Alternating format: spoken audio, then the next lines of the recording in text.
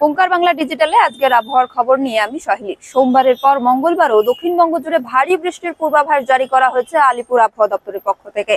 হাওয়া অফিস জানিয়েছে, দক্ষিণবঙ্গে বাঁকুড়া ও পুরুলিয়াতে ভারী বৃষ্টির সম্ভাবনা রয়েছে। বাকি প্রায় সব জেলাতেই হালকা থেকে মাঝারি বৃষ্টির পূর্বাভাস জানানো হয়েছে।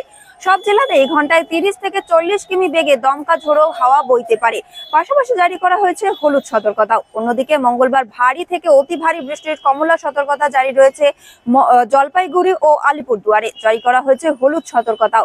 আগামী বৃহস্পতিবার কয়েক জেলায় ভারী বৃষ্টির জন্য জারি করা হয়েছে হলুদ সতর্কতা উত্তরবঙ্গের বেশ কিছু জেলাতে। চলতি সপ্তাহে একেবারে শেষ ভাগ পর্যন্ত উত্তরবঙ্গের একাধিক জেলায় ভারী বৃষ্টির সম্ভাবনা রয়েছে।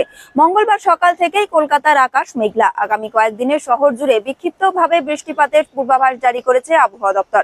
সাধারণত বিশ্বকর্মা পুজোর থেকেই বর্ষা বঙ্গ থেকে বিদায় নিতে শুরু করে।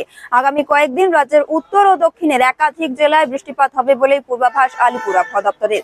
এরকমই আরো আপডেটের জন্য নজর রাখুন ওঙ্কার বাংলা ডিজিটালে।